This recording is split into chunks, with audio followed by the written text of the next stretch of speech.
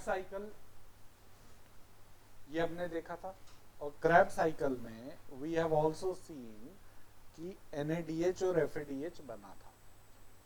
NADH और FADH reduce form है, मतलब उनके पास हाई एनर्जी इलेक्ट्रॉन्स है।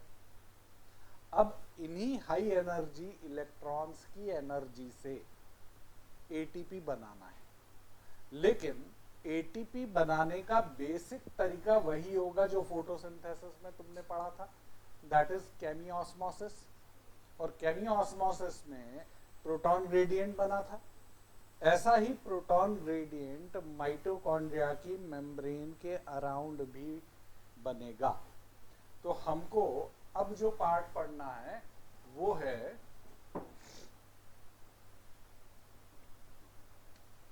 ETC, इलेक्ट्रॉन ट्रांसपोर्ट चेन और इलेक्ट्रॉन ट्रांसपोर्ट सिस्टम, राइट।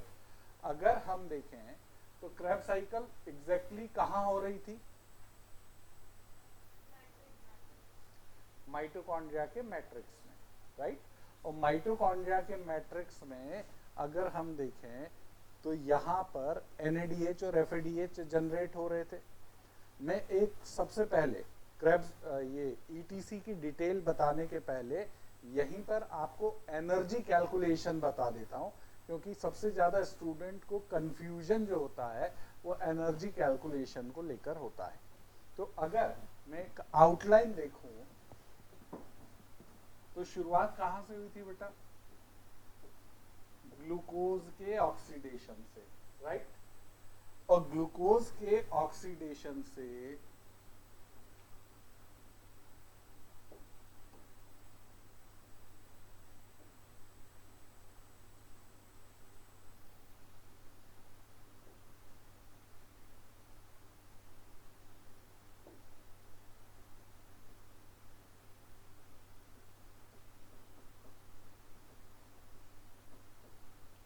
दो पायरुविक एसिड बने थे।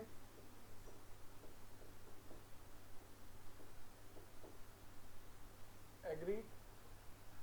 दो पायरुविक एसिड दो लिंक रिएक्शन में रन हुए होंगे। एक लिंक रिएक्शन ये हो गई, एक लिंक रिएक्शन ये हो गई। लिंक रिएक्शन में क्या बना था? Acetyl coenzyme A। तो एक एसिटाइल कोएंजाइम A यहां पर बनेगा, और एसिटाइल कोएंजाइम A का कंप्लीट ऑक्सीडेशन हुआ है क्रेब्स साइकिल में। तो ये पार्ट हो गया आपका क्रेब्स साइकिल, जिसमें H2O प्लस CO2 निकले।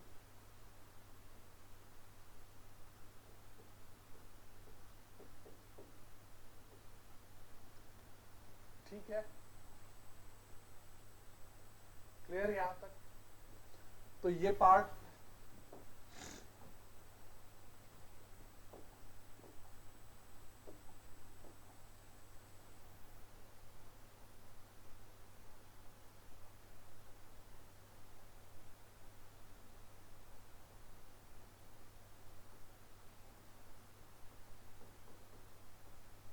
ये ग्लाइकोलाइसिस हो गया,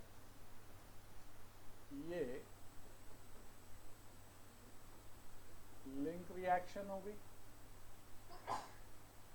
और ये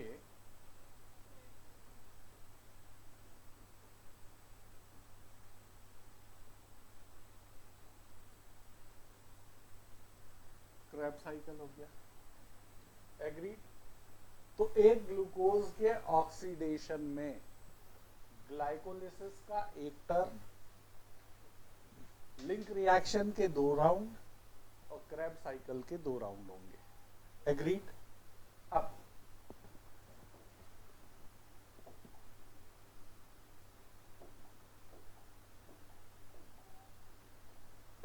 ग्लाइकोलिसिस में बना क्या क्या था? अगर ऐसे में देखो तो बना था 2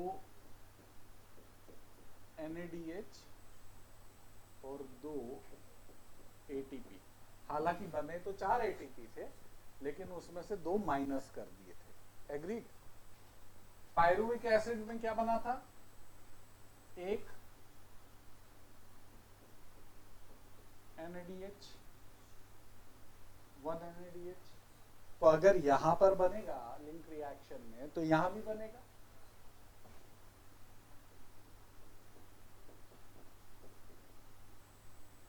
और एसिटाइल को एंजाइम है, अब क्रैब साइकिल में जाएगा तो क्रैब साइकिल में क्या क्या बना था देखते हैं। 3 NADH, एक FADH और एक GTP। तो एग्जैक्टली ये भी यहां बना होगा।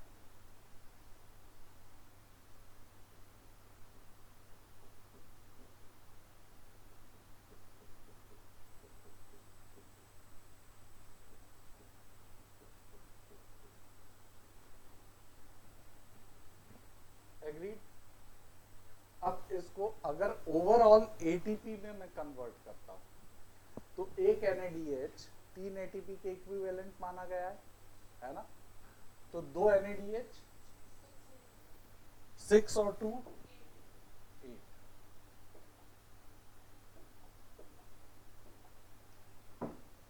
तो ग्लाइकोलिसिस में टोटल 8 ATP का एनर्जी इक्विवेलेंट गेन है।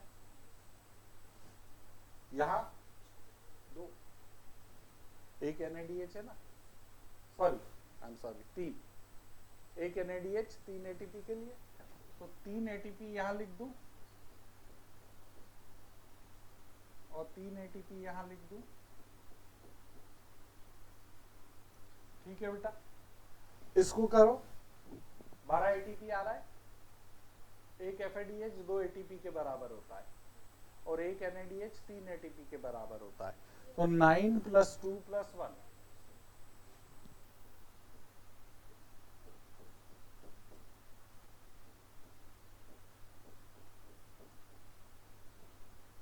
तब देखो काउंट करो।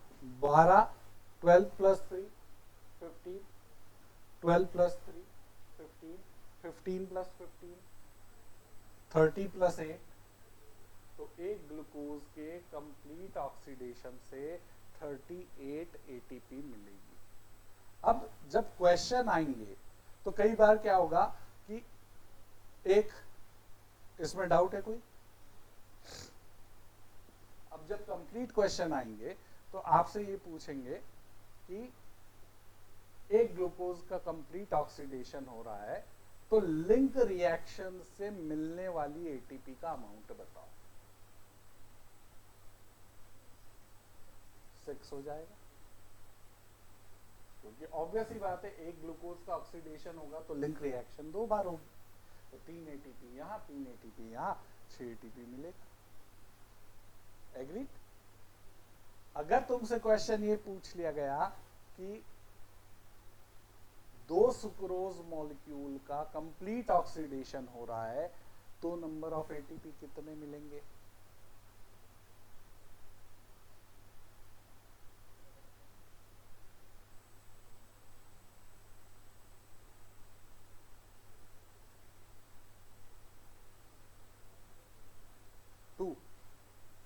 That's right. Sucrose is disaccharide. एक सुक्रोज 2 ग्लूकोज देगा तो 2 सुक्रोज 4 ग्लूकोज देंगे तो 38 × 4 हो जाएगा,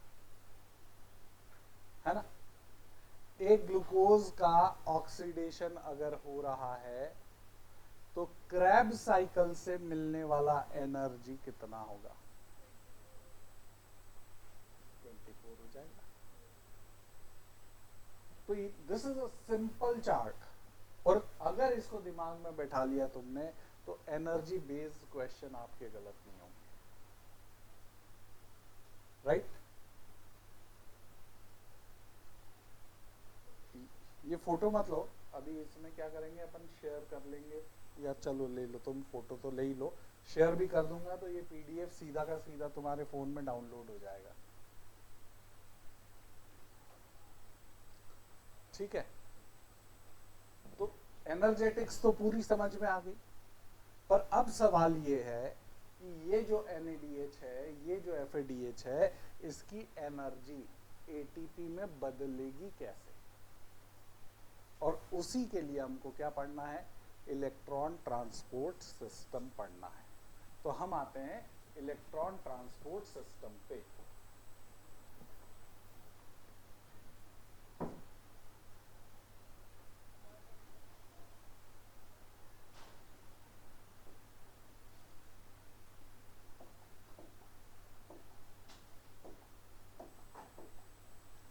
बेटा एक चीज को थोड़ा सा मैं पहले बता देता हूँ आउटलाइन डायग्राम से। हमने देखा था ये माइटोकॉन्ड्रिया है, ये माइटोकॉन्ड्रिया में क्रिस्टी मेम्ब्रेन है, दो मेम्ब्रेन है, आउटर मेम्ब्रेन और इनर मेम्ब्रेन। ठीक, इनर मेम्ब्रेन की इनफोल्डिंग क्रिस्टी कहलाती है, जिसपे क्या लोकेटेड है, इलेक्ट्रॉन ट्रांसपोर्ट चेन। जो इनर मेम्ब्रेन के अंदर का कंटेंट है वो कहलाता है मैट्रिक्स। वो क्या कहलाएगा, मैट्रिक्स कहलाएगा। और दो मेम्ब्रेन के बीच की जो जगह है वो कहलाती है इंटर मेम्ब्रेन स्पेस। ठीक, अब मैं यहां पर इस पार्ट को देखूं अगर,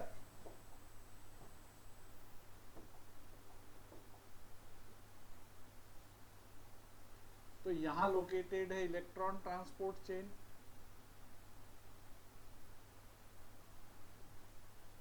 इस पार्ट को अगर मैं बड़ा करके ड्रॉ करूं तो मेम्ब्रेन के एक तरफ क्या होगा, इंटर मेम्ब्रेन स्पेस, और मेम्ब्रेन की दूसरी तरफ क्या होगा, मैट्रिक्स।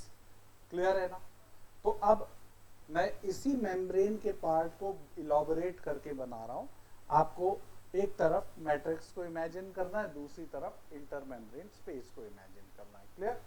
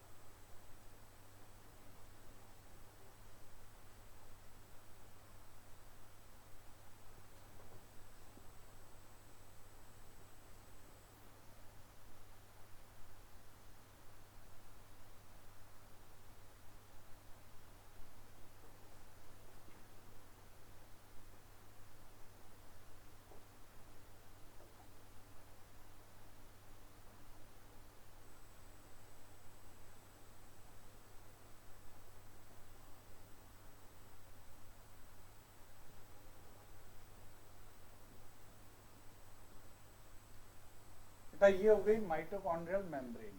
ठीक है, तो ये क्या है, this is cristae membrane. Cristae membrane के एक तरफ क्या था, इंटर मेम्ब्रेन स्पेस, और दूसरी तरफ क्या था, मैट्रिक्स था।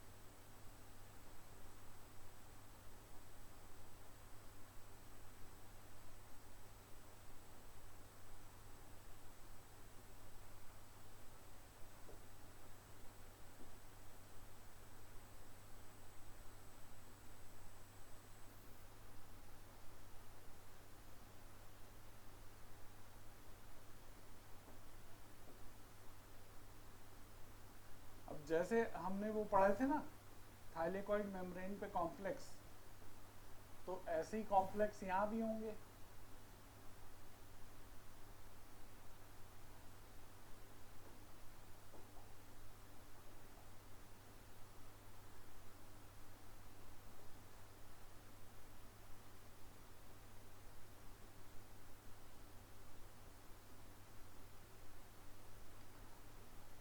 So let me give number to this complex. This is complex number 1. This is complex number 2. This is complex number 3. This is complex number 4. And one more complex will be there.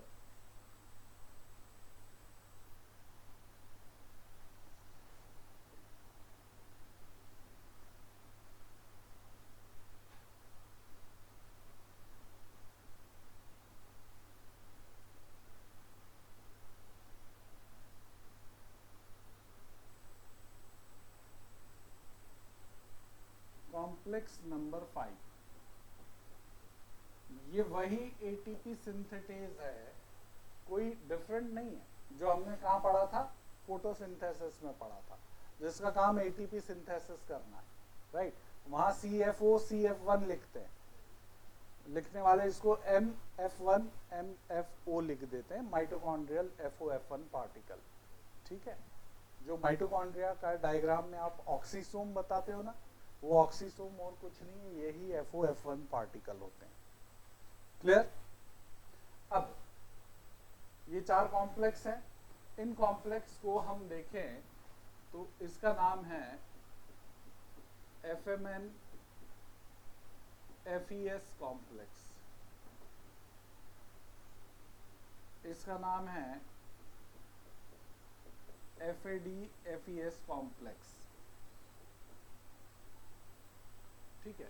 और ये membrane से बिल्कुल लगा हुआ रहता है, थोड़ा सा दूर मैंने बना दिया है ना। यहाँ पर साइटोक्रोम B FES और साइटोक्रोम C1 कॉम्प्लेक्स होगा। यहाँ पर साइटोक्रोम A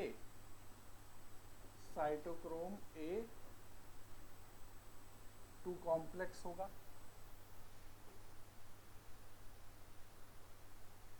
दिख रहा है? क्लियर है सबको? अब मुझे ये बताओ, जो क्रैब साइकिल थी वो कहाँ रन हो रही थी? मैट्रिक्स में, राइट। हाँ, 2 और कॉम्प्लेक्स हैं, उनकी भी बात कर लेता हूं।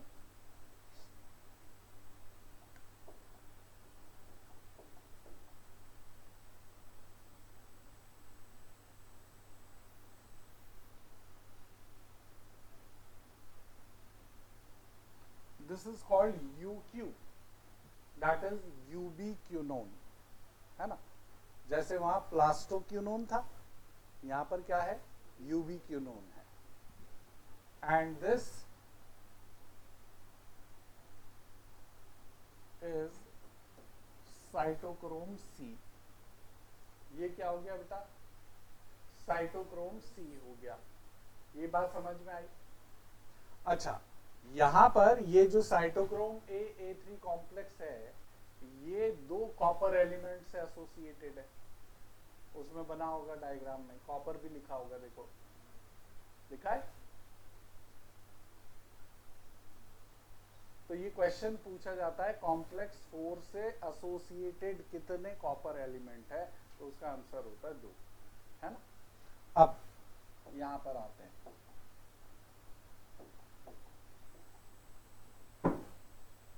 मैट्रिक्स में क्या हो रहा है बेटा?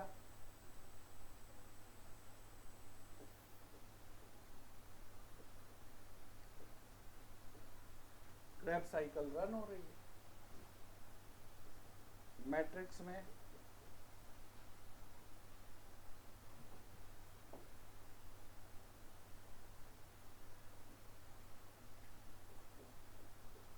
NAD से NADH बना, और मैट्रिक्स में ही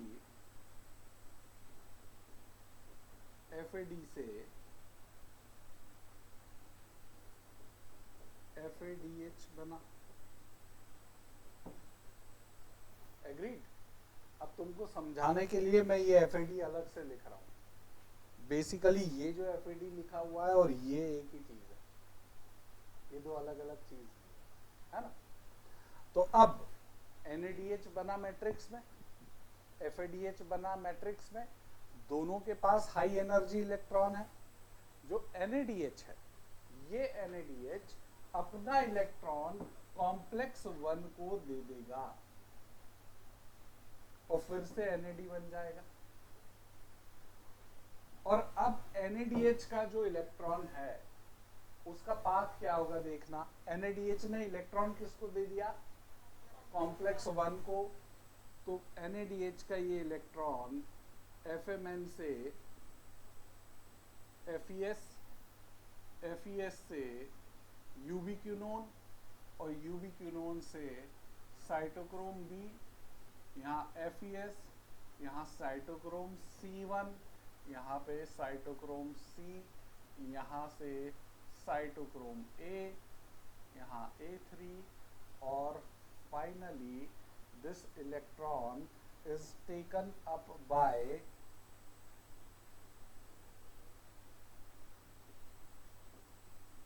ऑक्सीजन। तो ऑक्सीजन एक टर्मिनल इलेक्ट्रॉन एक्सेप्टर है, बट यहां पर लिखा हुआ है एनसीईआरटी ने कि टर्मिनल इलेक्ट्रॉन एक्सेप्टर के साथ साथ ये टर्मिनल प्रोटॉन एक्सेप्टर भी है। ठीक, तो अब ये क्या करेगा, ये मैट्रिक्स में से प्रोटॉन को ले लेगा और क्या बना देगा, वाटर बना देगा। ये बात समझ में आई। तो वाटर बनने से क्या मैट्रिक्स में प्रोटॉन का अमाउंट कम होगा, बिल्कुल होगा भाई, फ्री प्रोटॉन तो कम हो रहे हैं ना मैट्रिक्स में, तो प्रोटॉन ग्रेडियंट बनना तो शुरू हो गया, क्योंकि बाहर इंटरमेम्ब्रेन स्पेस में प्रोटॉन ज्यादा हो गए। एग्री। अब ये जो इलेक्ट्रॉन था किसने दिया था, NADH ने, ये हाई एनर्जी इलेक्ट्रॉन था, और ये जब ऑक्सीजन के पास आया तब तक ये लो एनर्जी इलेक्ट्रॉन बन चुका था, मतलब इसने अपनी एनर्जी लूज करी इस इलेक्ट्रॉन ट्रांसपोर्ट चेन में मूवमेंट के दौरान। तो एक क्वेश्चन पूछा जाता है कि जब माइटोकॉन्ड्रिया की इलेक्ट्रॉन ट्रांसपोर्ट चेन में इलेक्ट्रॉन मूव कर रहा है तब ये मूवमेंट क्या है, डाउनहिल है, अपहिल है, क्या होगा, बोलो बोलो कॉन्फिडेंटली बोलो। डाउनहिल, ऑफ कोर्स, जब एनर्जी लूज कर रहा है तो डाउनहिल है। लेकिन इस एनर्जी का यूज कैसे हो रहा है, इस एनर्जी का यूज हो रहा है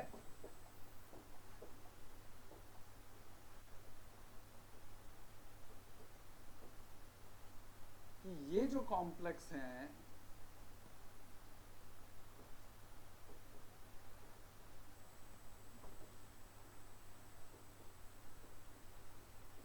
ये इस एनर्जी को यूज करते हुए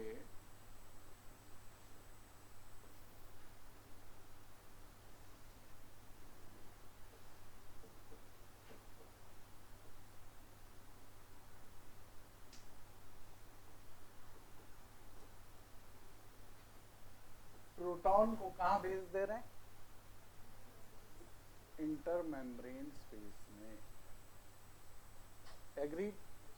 तो मैट्रिक्स का पीएच बढ़ गया और इंटरमेम्ब्रेन स्पेस का पीएच घट गया, यस और नो। तो इंटरमेम्ब्रेन स्पेस का पीएच घट गया, प्रोटॉन बढ़ जाते ना, पीएच कम होता है। तो इंटरमेम्ब्रेन स्पेस का पीएच घट गया, मैट्रिक्स का पीएच, तो प्रोटॉन ग्रेडियंट बन गया। प्रोटॉन ग्रेडियंट बना तो प्रोटॉन मोटिव फोर्स जनरेट होगा, और प्रोटॉन मोटिव फोर्स जनरेट हुआ तो वो प्रोटॉन को फोर्स करेगा वापस मैट्रिक्स में जाने के लिए, और ये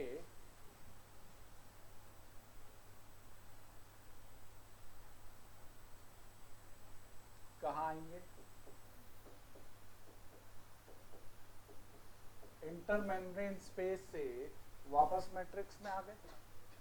तो ये अपनी हाई एनर्जी पोजीशन से लो एनर्जी पोजीशन पे आ रहे हैं, एनर्जी रिलीज होगी, उस एनर्जी से CF1 में सॉरी F1 में कन्फर्मेशनल चेंज होंगे और वो एक्टिवेट हो गया तो उसके एक्टिवेट होने पर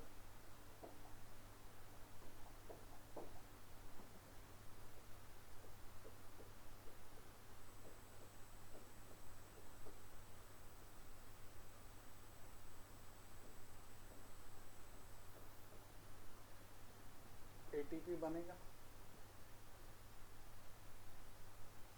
Getting this point? At how many places proton is pumping up? Therefore, one NADH will be responsible for synthesis of 3 ATP. अब तुम्हारी एक प्रैक्टिकल प्रॉब्लम बताता हूँ. NCERT ने लिखा है 2 प्रोटॉन के अंदर आने से 1 ATP बनती है. डायग्राम देखो. हाँ, ये वाला.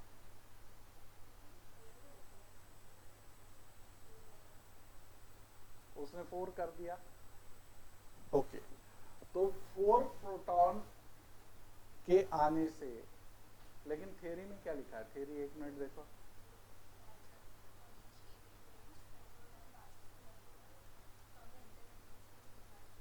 ठीक है, और यहाँ कितना दिया है डायग्राम में? डायग्राम में 2 दिया है ना. There is a confusion. Actually वो जस्टिफाई नहीं कर पाए कि 4 प्रोटॉन है कि 2 प्रोटॉन है. बट फैक्ट ये है बेटा, दुनिया में कोई ये नहीं बता सकता कि कितने एग्जैक्ट प्रोटॉन पास होंगे तो एटीपी बनेगी. राइट? उसकी प्रॉब्लम बताता हूं. तुम सब कहां कंफ्यूज हो गए कि अगर उसने लिखा 4 तो तुम बोलोगे 4 4 और 2 2.5 एटीपी बननी चाहिए. एग्रीड इस बात से? फिर मैं तुमको एक पॉइंट देता हूं कि तुमने ये प्रोटॉन तो गिन लिए, पर ऑक्सीजन ने जो प्रोटॉन कम किए थे क्या वो गिने तुमने?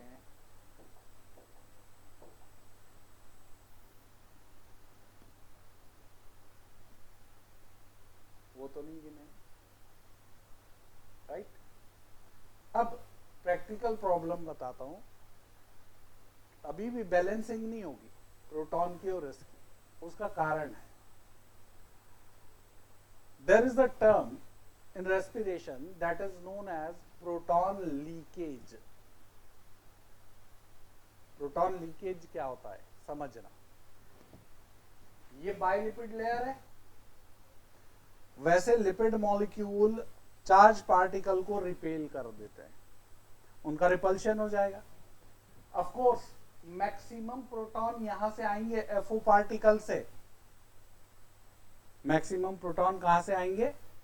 FO पार्टिकल से आएंगे. लेकिन कुछ प्रोटॉन ऐसे होंगे जो सीधे लिपिड लेयर को धोखा देते हुए या उससे बचते हुए क्रॉस होके आ जाएंगे. ये बात समझ में आई? ओके, तो अब यहां पर देखो कि ये जो प्रोटॉन आ रहे हैं कहां से? FO पार्टिकल से. ये तो एटीपी सिंथेसिस में यूज होंगे. लेकिन वो जो लिपिड से बच के आ गए हैं उनकी एनर्जी से कोई भी एटीपी नहीं बनेगा. नहीं बनेगा ना. और जिस एनर्जी से वर्क डन नहीं किया जाता वो एनर्जी हीट बन जाती है. जानते हो इस बात को? और यही कारण है रेस्पिरेटरी हीट लॉस का. तो हम ब्रीद आउट करते हैं ना, तो हवा कैसी आती? गर्म आती है. तो that means your body is releasing energy. Yes और नो? इट्स वार्म, है ना. और कुछ मेडिकेशंस इसी प्रिंसिपल पे काम करते हैं कि वो क्या करते हैं, जब आप अप्लाई करते हो तो वो मेम्ब्रेन, जो माइटोकॉन्ड्रियल मेम्ब्रेन है, इसमें ट्रांजिएंट पोर्स डेवलप कर देते हैं और उससे मोर नंबर ऑफ प्रोटॉन यहाँ की बजाय यहाँ से आने लगते हैं. तो ऐसे में आपको यहाँ पे गर्माहट महसूस होने लगती है। ये प्रिंसिपल है जो आप वो हिट मूव वगैरह जो आता है वो लीनी जो लगाते हो, है ना, चोट लगने पर तो गर्म फील होता है सेंसेशन। तो that is how it is working, इस तरीके से वो वर्क करते हैं। तो it is not calculated, but क्योंकि एनसीईआरटी ने 4 लिख दिया थ्योरी में तो तुम 4 याद रखो। 2 डायग्राम में, थ्योरी में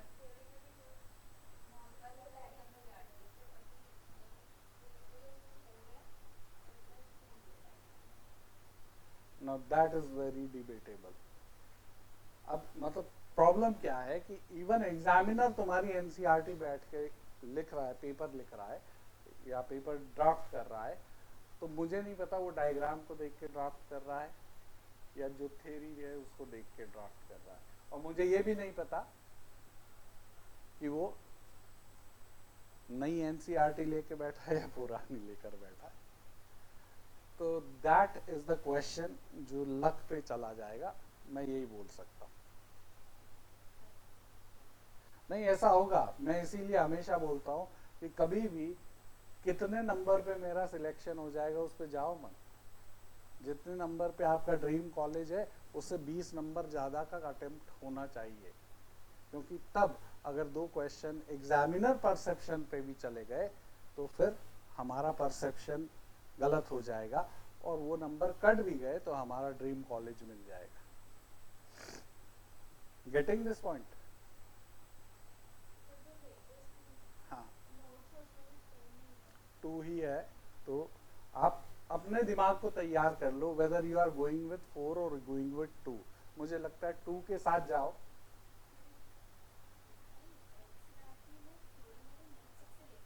हाँ तो मैं बोल रहा हूँ ना कि आपको एक उसको लेकर चलो। वैसे तो ये क्वेश्चन अगर आएगा,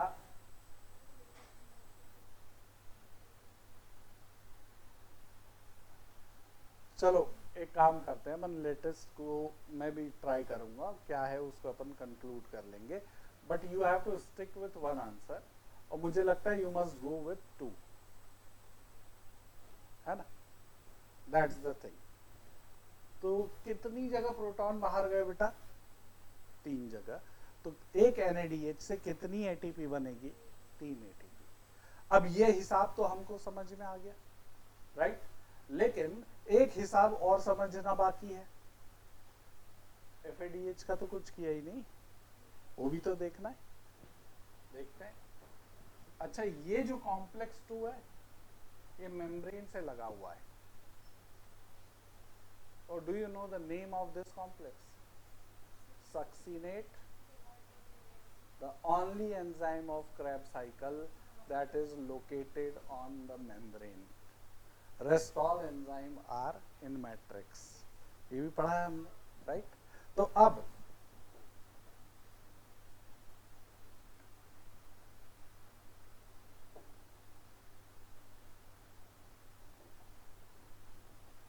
FADH कॉम्प्लेक्स 2 को अपना इलेक्ट्रॉन देगा, कॉम्प्लेक्स 2 यूबिक्विनोन को देगा। अब पाथ बिल्कुल वही फॉलो होगा जो अभी तक होता आ रहा था।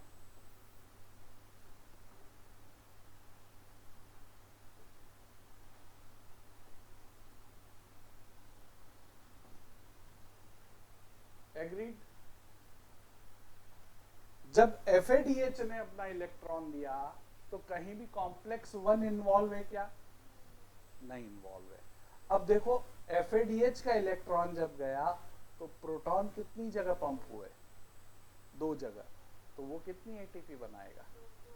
इसीलिए NADH की एनर्जी को 3 ATP के इक्विवेलेंट लिया गया है और FADH की एनर्जी को 2 ATP के इक्विवेलेंट लिया गया है।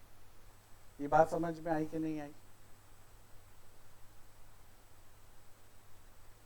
ठीक। अब ये जो है कॉम्प्लेक्स 1, इसको बोलते हैं NADH ऑक्सीडेज, ये क्या हो गया, सक्सिनेट डिहाइड्रोजिनेज। कॉम्प्लेक्स 3 जो है इसको कहा जाता है साइटोक्रोम सी रिडक्टेज, क्योंकि ये साइटोक्रोम सी का रिडक्शन कर रहा है, तो this is cytochrome C reductase. कौन, कॉम्प्लेक्स 3। और कॉम्प्लेक्स 4 जो होगा that is cytochrome C oxidase, क्योंकि वो साइटोक्रोम सी का ऑक्सीडेशन कर रहा है। ये बात समझ में आई? ओके, अब मुझे ये बताओ, एक तुमने वो देखा होगा कोई मूवी या कुछ इस तरह की चीजें सीरियल्स वगैरह में, कि पुलिस बड़ी मेहनत करती है और मेहनत करके टेररिस्ट को पकड़ती है, वो अपनी जेब से कुछ निकाल के ऐसे खाता है और मर जाता है, पुलिस की मेहनत बेकार हो जाती है। देखा है कि नहीं देखा है? कभी नहीं देखा? तो let me tell you about the cyanide poisoning. Cyanide, especially the potassium cyanide is one of the potent poison जिससे इंसान का बचना ऑलमोस्ट नामुमकिन होता है। हार्डली, जैसे ही वो खाएगा ना इमीडिएटली अनकॉन्शियस हो जाएगा और उसका लाइफ टाइम होगा मैक्स टू मैक्स 10 मिनट्स। क्योंकि ये जो पोटेशियम होता है ये बहुत रैपिडली जो चैनल्स हैं सेल्स पर उनको खोल देता है और रैपिड फ्लो होता है साइनाइड का अंदर, और वो जाकर इस कॉम्प्लेक्स 4 को ब्लॉक कर देता है। ठीक है, और कॉम्प्लेक्स 4 ब्लॉक हुआ तो आपका इलेक्ट्रॉन फ्लो रुक गया, इलेक्ट्रॉन फ्लो रुका तो प्रोटॉन पंपिंग रुक गई, और प्रोटॉन पंपिंग रुकी तो एटीपी बनना रुक गया। And you know what, it is like कि सेल 24 आवर्स हर सेकंड तो बहुत बड़ी बात हो गई, एवरी पिको सेकंड में आप ये मान के चलो इधर से एनर्जी खर्च करता जा रहा है, इधर से बनाता जा रहा है, ऐसे चल रहा है system. It can not sustain for a minute without working of ETC, right? तो ये साइनाइड पॉइजनिंग होती है। इसके अलावा कुछ पॉइजन और होते हैं, जैसे रोटेनोन, अजाइड, अमाइटल, है ना, ये भी होते हैं। वो लाते हो, काला हिट, लाल हिट। कॉकरोच किससे मारते हैं? लाल वाले से, है ना। काले से मच्छर मारते हैं, कॉकरोच लाल वाले से मारते हैं। तो वाई, मतलब काला मच्छर को मारेगा और लाल वाला कॉकरोच को मारेगा, ऐसा क्यों?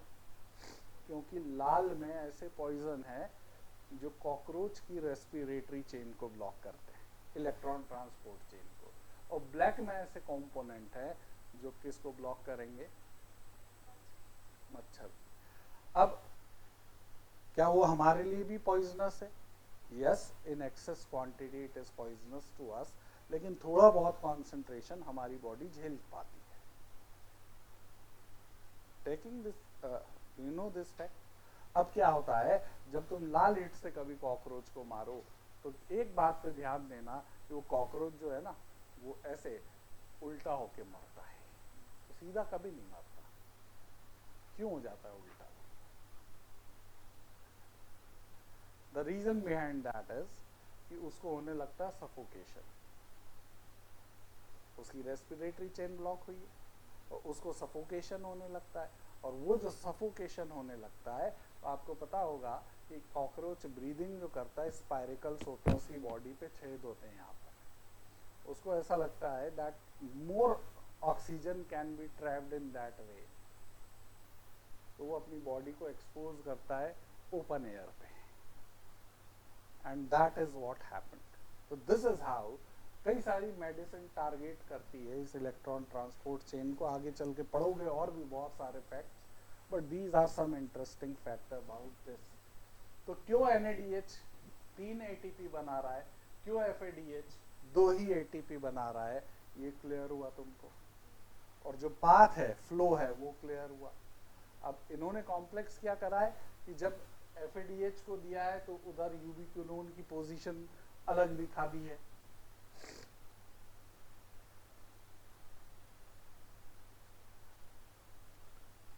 है ना, लेकिन रूट वही है, UQH2 होना चाहिए, वैसे H3 लिख दिया होगा उसने। तो होता क्या है,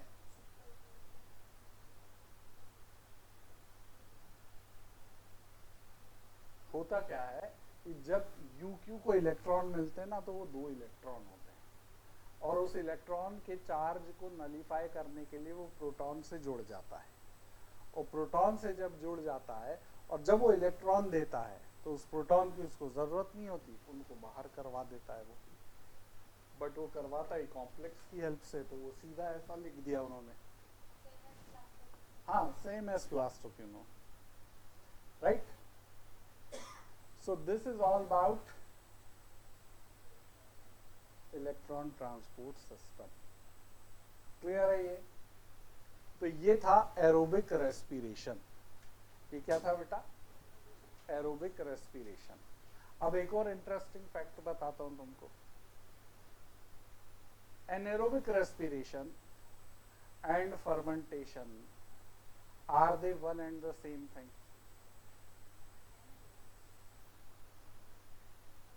Then what is anaerobic respiration?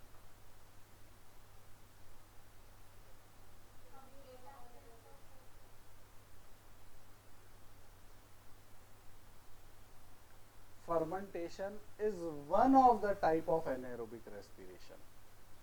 Anaerobic respiration कई टाइप के होते हैं। Anaerobic respiration का मतलब है ऑक्सीजन का इन्वॉल्व नहीं होना, ठीक है। तो जब ऑक्सीजन सफिशिएंटली अवेलेबल है, यहां ध्यान देना, जब ऑक्सीजन सफिशिएंटली अवेलेबल है तो आपका रेस्पिरेटरी पाथवे कहां चल रहा है? ETC तक। ग्लाइकोलिसिस हुआ, ग्लाइकोलिसिस से पायरुविक एसिड अंदर आ गया, लिंक रिएक्शन हुई, फिर क्रेब्स साइकिल हुई, क्रेब्स साइकिल में जो NADH FADH बने उन्हें इलेक्ट्रॉन ट्रांसपोर्ट चेन को दे दिया अपने इलेक्ट्रॉन, प्रोटॉन पंपिंग हुई और फिर ATP सिंथेसिस हो गया। But what will happen when cell faces anaerobic condition, है ना।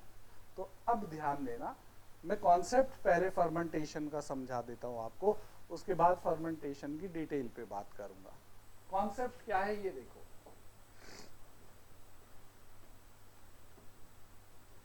ये मान लेते बोर्ड जो है ये तुम्हारी बॉडी का सेल, और ये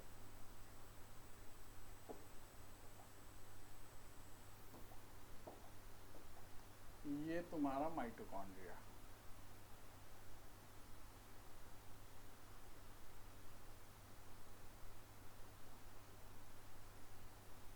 ठीक।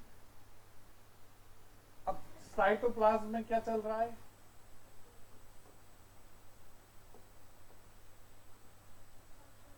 क्या बन रहा है वहां?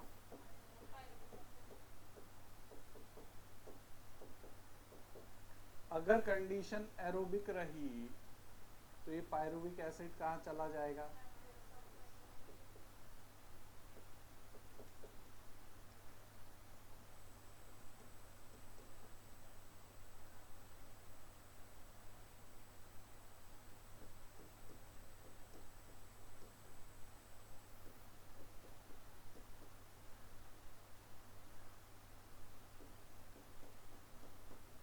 ये भी क्लियर है ना? यस और नो? क्लियर है? अब देखो, ये तुम्हारा सेल है और सब कुछ नॉर्मल चल रहा है जैसे चल रहा था। अब कल तुमको कोई फितूर चढ़ा दिमाग में कि कल से हम हेल्थ कॉन्शियस, 1 जनवरी आ रही है, 1 जनवरी को कई लोग हेल्थ कॉन्शियस हो जाते हैं, दौड़ना है, ये करना है। तुमने डिसाइड करा कि भाई मैं दौड़ते हुए क्लास जाऊंगा पढ़ने, घर से निकल गए, दौड़ना शुरू, राइट। अब तुम्हारे दिमाग ने सोच लिया, लेकिन तुम्हारे सेल को पता है कि ये आलसी कुछ करता तो है नहीं, सेल रेडी नहीं है, लेकिन तुम्हारे दिमाग ने सोच लिया और तुम डिटरमिन्ड होके अगले दिन दौड़ना भी शुरू कर दिए। Soon what will happen this cell will start feeling the need of more oxygen, पर तुम्हारी बॉडी उसके लिए तैयार ही नहीं है। न तो उतना हीमोग्लोबिन है, न आरबीसी है, न ही उतने नंबर ऑफ माइटोकॉन्ड्रिया है जो तुम्हारी उस नीड को फुलफिल कर सके। देन व्हाट विल हैपन कि अगर एनेरोबिक कंडीशन फेस करने लगा तो एटीपी का एक ही सोर्स बचेगा, वो है ग्लाइकोलिसिस। ऐसे में वो स्पीड अप करेगा किसको? ग्लाइकोलिसिस को। तो जैसे ग्लाइकोलिसिस पे लोड आ गया एटीपी बनाने का, तो ग्रेजुअली साइटोप्लाज्म में ये शुरू हो गया खेल। लेकिन एक जो कंडीशन जनरेट होती है वो है this NAD pool is limited. ये जो एनएडी पूल होता है ये लिमिटेड होता है। अब एनएडी हो गया खत्म, क्या हो गया? तो ग्लाइकोलिसिस क्या होगी?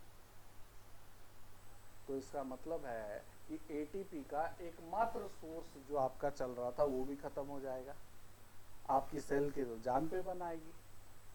यस और नो? तो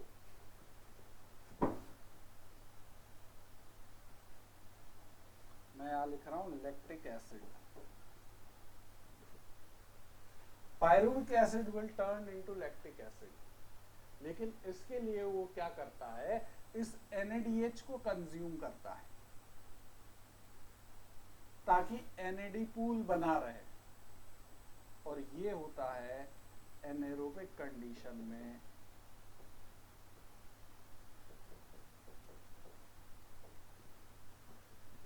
मसल फटीगनेस का कारण। Getting this point? यस और नो? ताकि आपका NAD पूल रीजनरेट हो जाए। अब अगले दिन क्या होगा? मसल्स में होगा दर्द। यस और नो?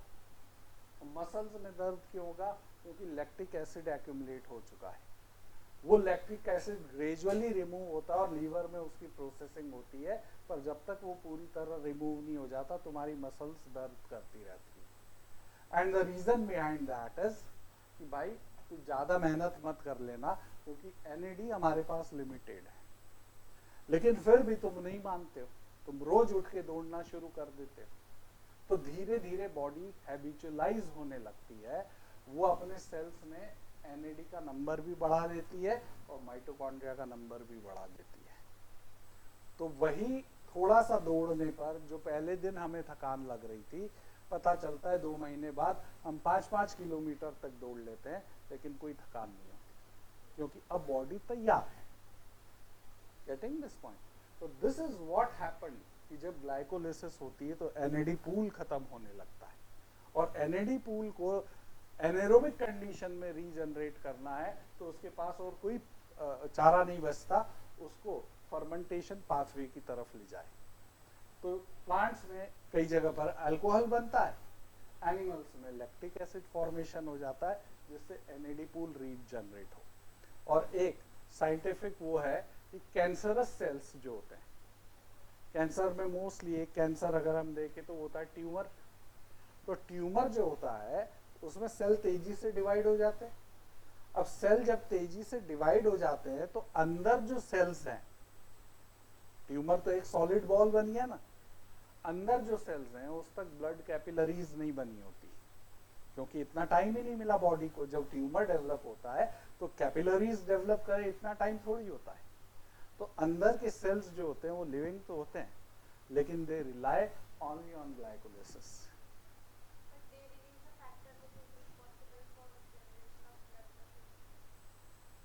कौन से? नहीं, ट्यूमर सेल की रिक्वायरमेंट ज्यादा है, बट ट्यूमर सेल का सेंट्रल लोकेशन देखोगे कभी भी तो वहां पे नॉर्मल सेल से ग्लाइकोलिसिस का रेट हमेशा ज्यादा मिलेगा। Now they are targeting a drug जो कैंसर सेल को पहचान के उसके ग्लाइकोलिसिस को ब्लॉक कर दे, क्योंकि उसके पास एटीपी का और कोई सोर्स नहीं। और ये सक्सेसफुल हुआ तो डेफिनेटली कैंसर ट्यूमर्स का बेसिकली इलाज अच्छे से हो पाएगा। Getting this point? So that is how it is associated. तो अब हमको ये देखना है कि एनेरोबिक रेस्पिरेशन में कौन कौन से पाथवे हैं और वो कैसे लीड करता है. क्या ये बात क्लियर हो गई सबको? Okay. If you want the PDF of this class, मतलब ये जो अभी स्लाइड्स हैं, तो इसको आप स्कैन कर लो.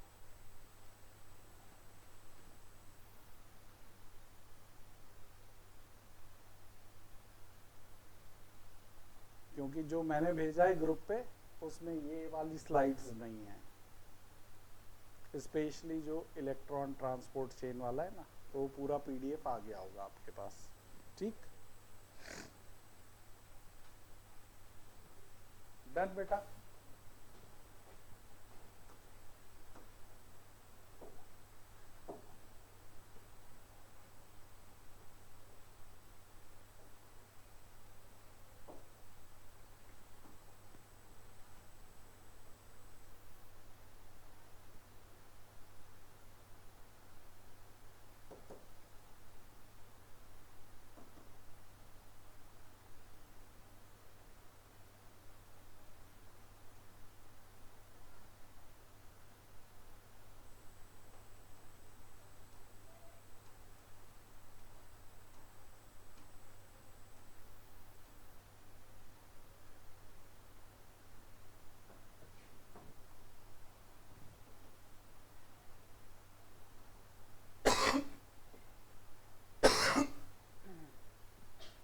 This is what I have mentioned here.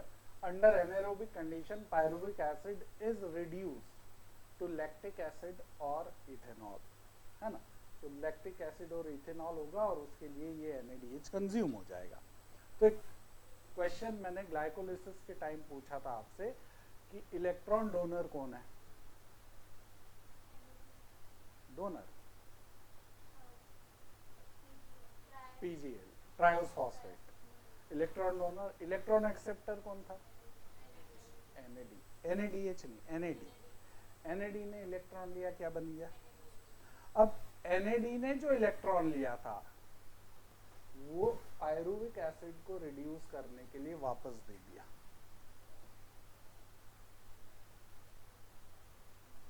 Acid upon reduction form alcohol. तो रिड्यूस कौन कर रहा है? NADH. तो NAD ने इलेक्ट्रॉन लिया था, NADH ने वो इलेक्ट्रॉन वापस लौटा दिया. तो एक क्वेश्चन आएगा, in which of the following metabolic process there is no external electron acceptor? और उसका आंसर है फर्मेंटेशन. क्योंकि जो इलेक्ट्रॉन लिया था वो वापस दे दिया. Getting this point? तो फर्मेंटेशन में कोई भी एक्सटर्नल इलेक्ट्रॉन एक्सेप्टर नहीं होता, ये ध्यान रखना.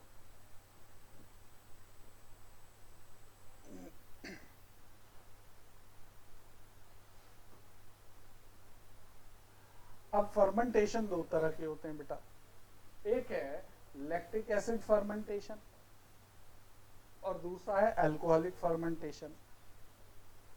लैक्टिक एसिड फर्मेंटेशन एक सिंगल स्टेप में होता है, जिसमें पायरुविक एसिड जो कि 3 कार्बन कंपाउंड है वो लैक्टिक एसिड में कन्वर्ट हो जाता है. वो भी 3 कार्बन कंपाउंड है, इसलिए लैक्टिक एसिड फर्मेंटेशन में कोई भी CO2 नहीं निकलती, क्योंकि 3 कार्बन के बदले 3 कार्बन कंपाउंड ही बन रहा है.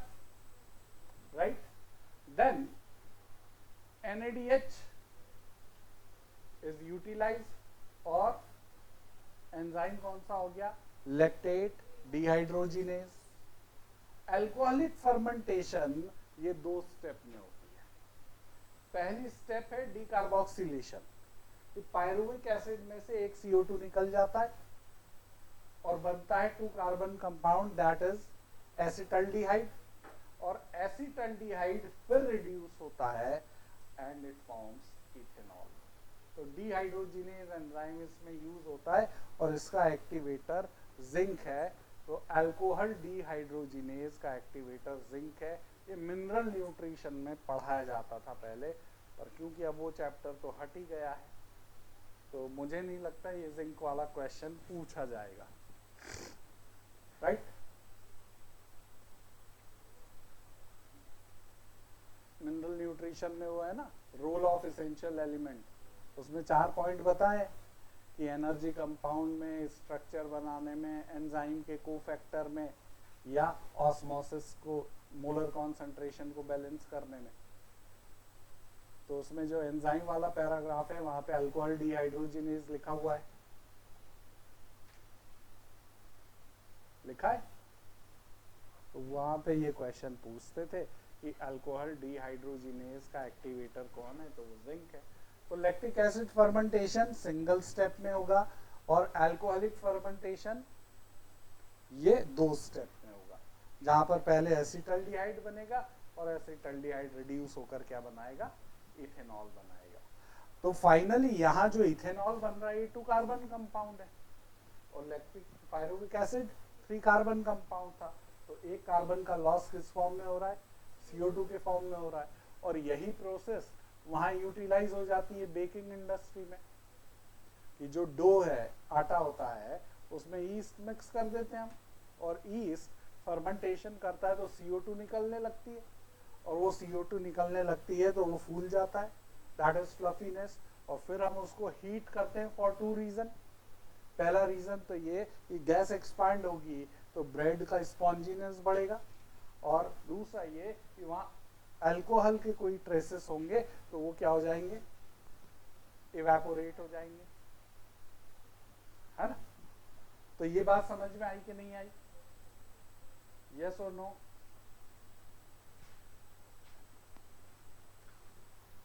तो ये पॉइंट भी क्लियर हो गया आपको।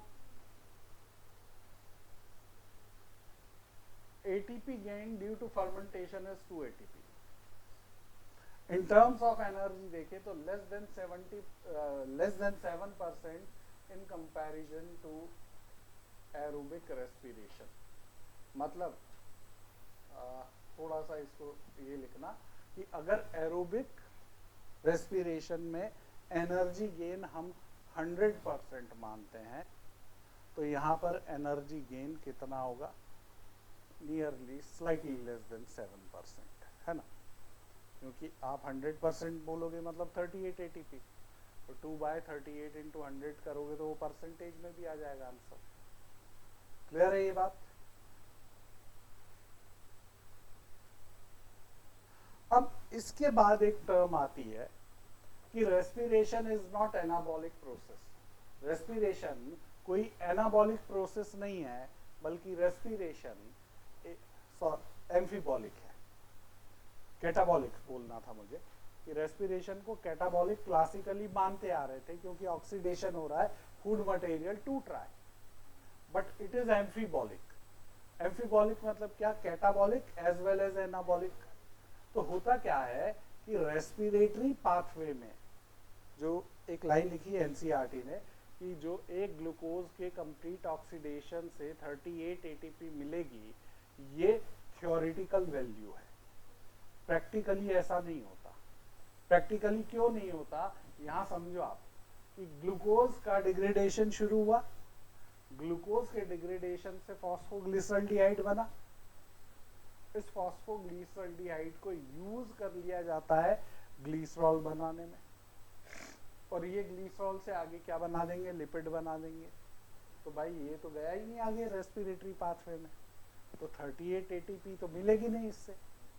तो इसीलिए रेस्पिरेशन जो प्रोसेस है इसमें बहुत सारे कंपाउंड बीच बीच में आके भी ऐड हो जाते हैं और इसमें से बहुत सारे कंपाउंड निकल भी जाते हैं। ये बात समझ में आई, यस और नो। तो अब यहां पर 3 चीजें बताई है कि मान लो बॉडी का कार्बोहाइड्रेट पाथवे तो तुमने पढ़ लिया, अभी कार्बोहाइड्रेट खत्म हो गया बॉडी में, होता है ना, कोई लोग उपवास पे चले गए, कुछ डाइटिंग में चले गए, तो उन्होंने कार्बोहाइड्रेट अपटेक रिड्यूस कर दिया, फिर बॉडी क्या करेगी, फिर बॉडी करती है फैट को कंज्यूम।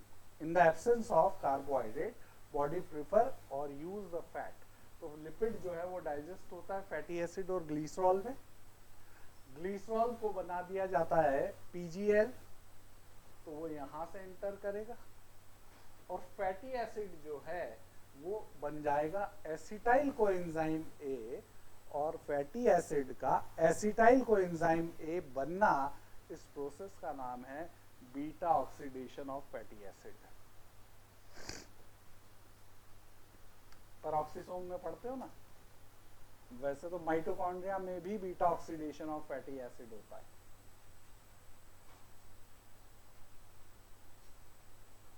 राइट? तो ये एसिटाइल को एंजाइम ए बन करके एंटर कर जाएगा रेस्पिरेटरी पाथवे में।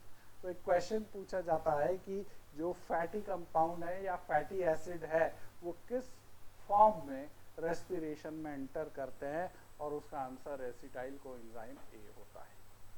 तो बॉडी का अपने आप को कार्बोहाइड्रेट से लिपिड पे शिफ्ट कर लेना है ना, और फिर जब कार्बोहाइड्रेट अवेलेबल हो जाए तो फिर से कार्बोहाइड्रेट पे शिफ्ट कर लेना, इसको यूज करते हैं हम फ्लोटिंग रेस्पिरेशन।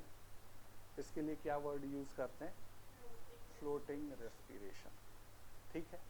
अच्छा, तुमने कोई ऐसी कंट्रीज की पिक्चर्स देखी हैं लोगों की जहां पर हंगर प्रॉब्लम हो, फेमाइन हो, भूखमरी होती है जिसको हम कहते हैं, देखा है लोगों को? उन लोगों की एक खासियत आप देखोगे जो हंगर से लड़ रहे हैं, उनकी बॉडी जब खड़े होकर वो दिखेंगे तो ऐसा लगेगा कि स्केलेटल सिस्टम पे स्किन चिपका दी गई हो। राइट?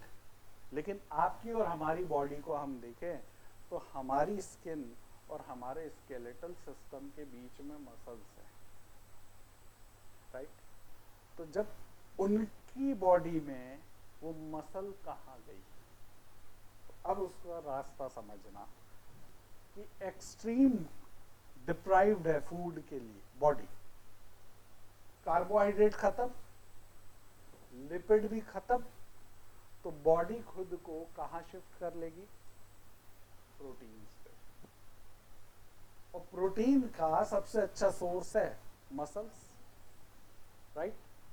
तो मसल्स को वो कंज्यूम करना शुरू कर दी, और धीरे धीरे जो मसल का साइज है वो छोटा होने लगेगा, और प्रोटीन से निकलेंगे अमाइनो एसिड। यहाँ पर एक लाइन मुझे बनानी चाहिए थी, यहाँ से अमीनो ग्रुप को हटा दिया जाएगा। अमाइनो एसिड में से अमीन हटता है तो ऑर्गेनिक एसिड बचता है, और वो ऑर्गेनिक एसिड डिफरेंट वे में जुड़ जाएगा रेस्पिरेशन से। लेकिन बॉडी कभी भी प्रोटीन को प्रेफर नहीं करती रेस्पिरेशन के लिए। उसका कारण है कि जब यहां से अमीनो ग्रुप निकलेगा तो ये अमीनो ग्रुप टॉक्सिक होगा। किसके लिए? बॉडी के लिए। तो बॉडी के लिए अमोनिया टॉक्सिक क्यों होती है? क्योंकि वो रहता है अमोनियम आयन फॉर्म में, और ये अमोनियम आयन बहुत सारे एंजाइम की एक्टिव प्लेस को ऑक्यूपाई कर लेते हैं, जहां पर कैटायन फिट होना था उसका कोफैक्टर, तो उसमें डिस्टरबेंस क्रिएट करते हैं एंजाइम एक्टिविटी में, इसलिए अमोनिया टॉक्सिक होती है। और बॉडी पे जब अमोनिया का लोड बढ़ता है तो बॉडी क्या करती है? उसको यूरिया में कन्वर्ट करती है, जो काम लीवर करेगा ऑर्निथिन साइकिल में, और उस यूरिया को बाहर करेगा बॉडी से। लेकिन अगर वो यूरिया को तेजी से बाहर नहीं कर पाया तो यूरिक एसिड में कन्वर्ट होगा, यूरिक एसिड आपके जॉइंट्स में डिपॉजिट होंगे और वो आर्थराइटिस जैसी कंडीशन कॉज करेंगे। राइट? इसीलिए body never prefer protein as the respiratory substrate. वो प्रोटीन को रेस्पिरेटरी सबस्ट्रेट के रूप में एक्सेप्ट नहीं करती है। ये बात समझ में आई?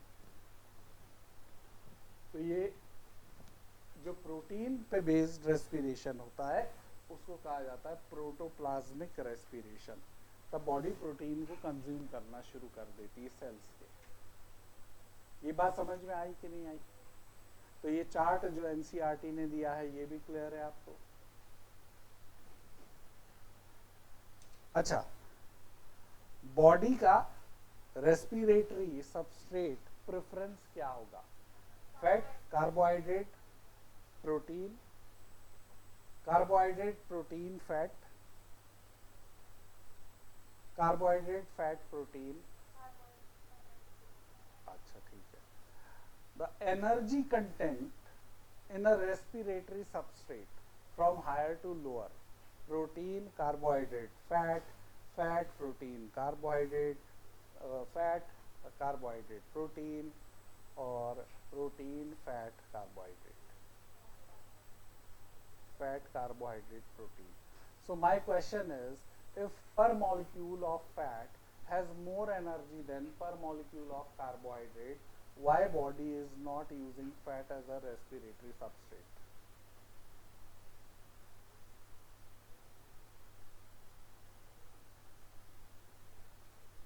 The reason behind that is fat is ideal for storing the energy. क्योंकि वो क्या होता है, कॉम्पैक्टली बॉन्ड को अरेंज करके रखा जाता है, लेकिन फैट से जब एनर्जी निकालना हो तो उसमें थोड़ा सा टाइम लगता है। उसमें क्या लगता है, टाइम लगता है। Getting this point? इसलिए कार्बोहाइड्रेट इमीडिएटली ब्रेक डाउन होता है, फैट इमीडिएटली ब्रेक डाउन नहीं होगा। तो अगर डायर नीड है बॉडी को तो वो सबसे पहले कार्बोहाइड्रेट के पास जाएगी। तो इजीली ब्रेक डाउन या डाइजेशन कह लो किसका पॉसिबल है, इसीलिए कार्बोहाइड्रेट प्रेफरेबल रेस्पिरेटरी सबस्ट्रेट है। लेकिन कार्बोहाइड्रेट के फॉर्म में अगर बॉडी स्टोर करने लगी तो है ना, जो वेट जिसका 100 kg होना चाहिए वो 150 हो जाएगा, 200 हो जाएगा, क्योंकि carbohydrate occupy more space than fat. Fat कम स्पेस ऑक्यूपाई करते, ज़्यादा एनर्जी वो करते हैं। तो कंप्रेस फॉर्म में एनर्जी को रखना है तो बॉडी कार्बोहाइड्रेट को फैट में कन्वर्ट कर देती है। और लोग डाइट में क्या करते हैं पता है, डाइटिंग करते तब अपना फैट इंटेक कम कर देते हैं, लेकिन कार्बोहाइड्रेट इंटेक बढ़ा लेते हैं, जो कि सबसे बड़ी बेवकूफ़ी है। Never reduce your fats. अगर रिड्यूस करना है तो रिड्यूस योर कार्बोहाइड्रेट्स, क्योंकि बॉडी, तुम फैट ज़ीरो भी लोगे ना, तुम कार्बोहाइड्रेट खाओगे, बॉडी उससे फैट बनाती है। फैट तो फैट ही है, जो एक्सेस में कार्बोहाइड्रेट जाता है वो फैट्स में कन्वर्ट होता है। So that is how it is associated. Protein is not preferable because it will release amino group, है ना। क्लियर है ना बेटा? पर मॉलिक्यूल एनर्जी कंटेंट पूछा तो कहाँ आंसर करना है, और प्रेफरेबल रेस्पिरेटरी सबस्ट्रेट पूछा तो कहाँ आंसर करना है। डन। अब एक जो पोर्शन दिया हुआ है वो है RQ, रेस्पिरेटरी कोशेंट। ठीक है, RQ हम सब ने पढ़ रखा, रट रखा है, पर हम RQ पढ़ते क्यों है?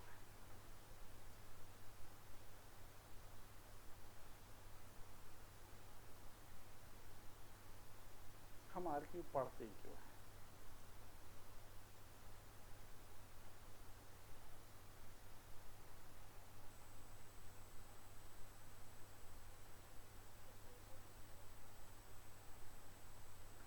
Just to know the nature of the respiratory substrate एक, और दूसरी चीज है दैट कि किसी रेस्पिरेटरी सबस्ट्रेट को बाहर से कितनी ऑक्सीजन की ज़रूरत है उसको कंप्लीटली ऑक्सीडाइज करने की, ये नॉलेज भी ज़रूरी होता है।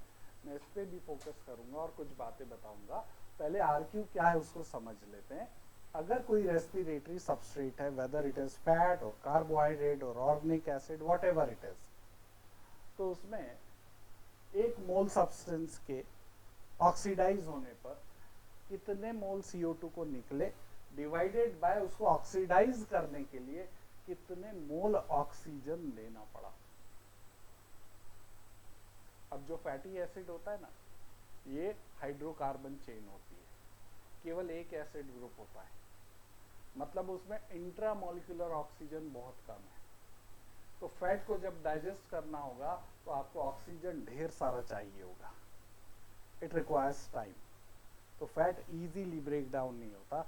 लेकिन कार्बोहाइड्रेट को देखो, C6H12O6, तो कार्बोहाइड्रेट में इंट्रामोलिकुलर ऑक्सीजन फैट की तुलना में ज्यादा है, इसीलिए उसके ब्रेक डाउन ईजी होता है, क्योंकि बाहर से ऑक्सीजन की नीड कम होती है।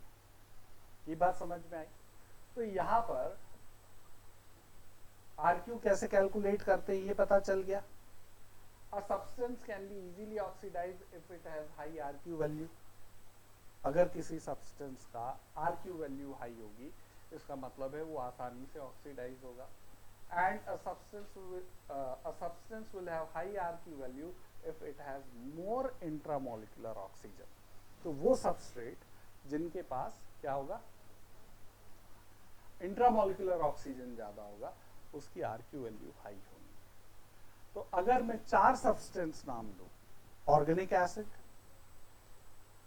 फैटी एसिड, कार्बोहाइड्रेट और प्रोटीन, सबसे ज्यादा आरक्यू किसका, सबसे कम आरक्यू किसका?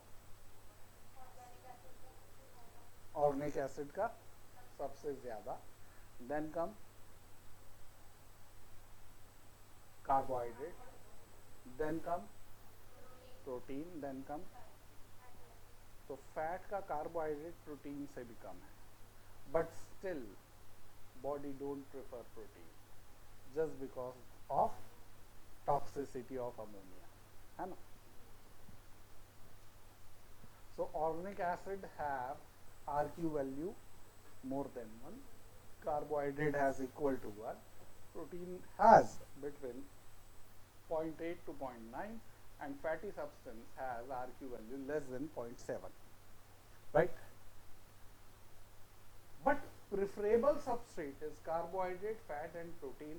Why not organic acid?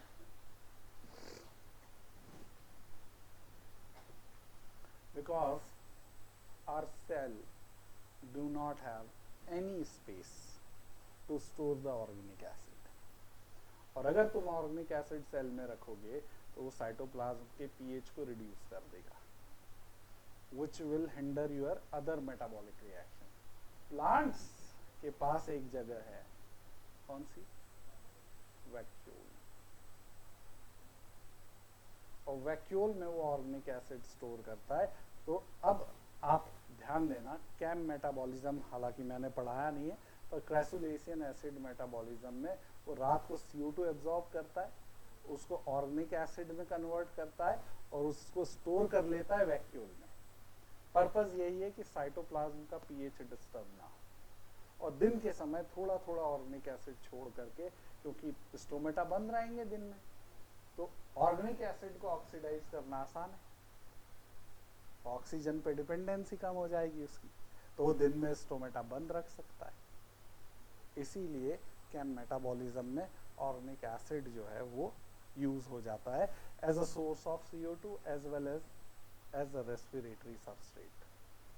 आई बात समझ में? तो ये भी क्लियर हो गया। अब यहां पर molecule energy content is highest in fat, RQ of germinating fatty seed is less than 1 and RQ of maturing fatty seed is more than 1। दो अलग अलग बातें कर रहा हूं। RQ of maturing fatty seed, mature यानी सीड अभी बन रहा है, अभी बना नहीं है। तब क्या होता है, क्योंकि सीड थिक वॉल्ड होता है तो अंदर ऑक्सीजन तो नहीं जा सकती, तो ऑर्गेनिक एसिड जो है वो कंज्यूम किया जाता, सॉरी जो स्टोर्ड फूड है वो, हाँ, ऑर्गेनिक एसिड के फॉर्म में कंज्यूम किया जाता है ताकि उसका ऑक्सीडेशन इजीली हो जाए। बट फूड जो स्टोर होता है अगर फैट के फॉर्म में है तो फिर वो डेफिनेटली जर्मिनेशन के टाइम पे, तो क्योंकि सीड कोड ब्रेक हो जाता है, ऑक्सीजन मिलने लगती है, तो वहां पर लेस देन 1 होगा। ये बात समझ में आई? अब बिफोर यू कैलकुलेटिंग दिस, एक चीज और है, RQ value for fermentation is infinite. Fermentation की RQ वैल्यू क्या रहेगी? इनफाइनाइट। क्यों? ऑक्सीजन कंज्यूम ही नहीं हो रही है उसमें, तो CO2 whatever amount of CO2 is releasing divided by 0, it is always infinite. Infinite doesn't mean that it has some higher value. The one which is beyond our limit. है ना। तो infinite को थोड़ा सा समझने की जरूरत है। जैसे ये बोर्ड, ये फाइनाइट है इनफाइनाइट है? क्योंकि तुम पढ़ पा रहे हो। अगर मैं तुम्हारा मुंह यहाँ लगा दूं, है ना, बिल्कुल ऐसे चिपका के, वो बोलूं पढ़ो अब क्या है, ये इनफाइनाइट हो जाएगा। The one which is not in your limit, that is infinite, है ना। इनफाइनाइट का मतलब हम अमाउंट से लगाते हैं एक्चुअली, बट वो डिपेंड करता है कंडीशन पे। तो फर्मेंटेशन के लिए क्या हो गया, इनफाइनाइट। अब एक क्वेश्चन आ गया ऐसा, find the RQ value of this compound. बताओ कैसे निकालोगे?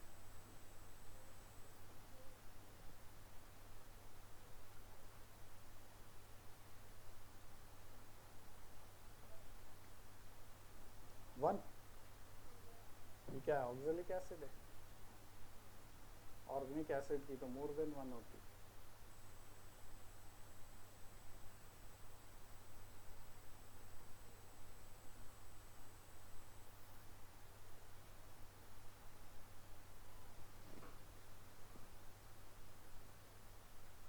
तो इसकी आएगी 4।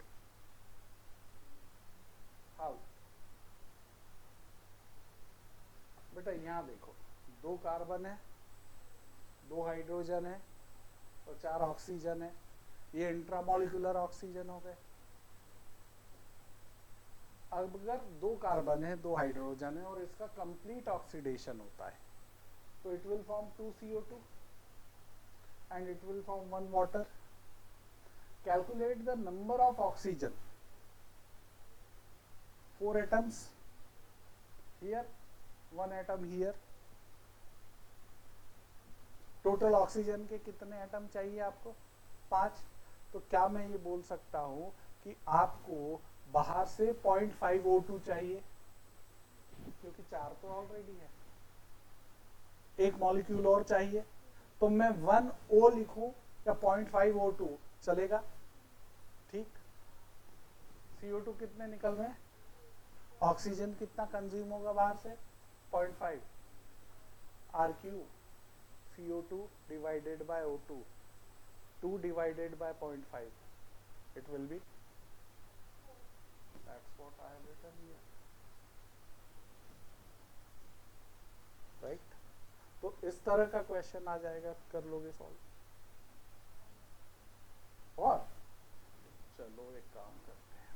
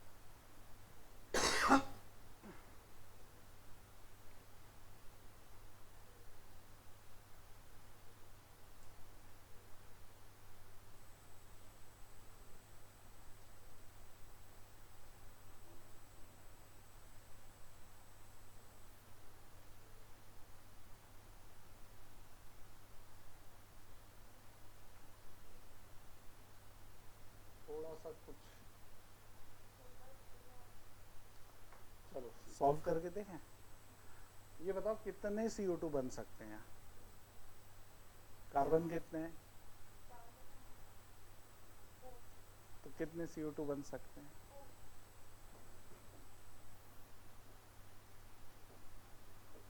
अब ये तो वाटर कितने बन सकते हैं? फिर से देखो ध्यान से, फिर ध्यान से देखो। 3।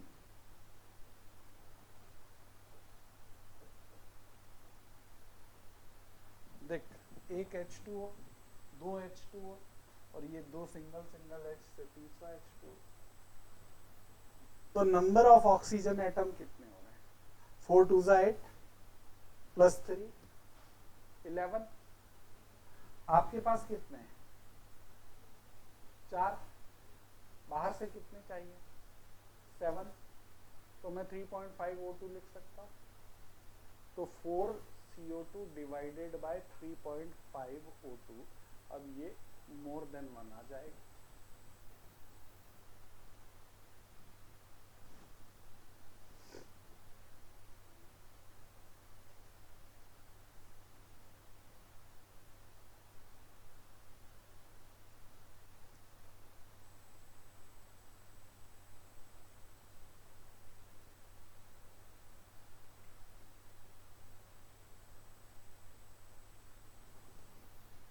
बोलो होगा ये? तो बस बेटा रेस्पिरेशन इतना ही था। We have done with respiration chapter, right. अगला चैप्टर PGR ले लेंगे, प्लांट ग्रोथ रेगुलेटर वाला, है ना। नोट्स भेज ही दिया आपको मैंने।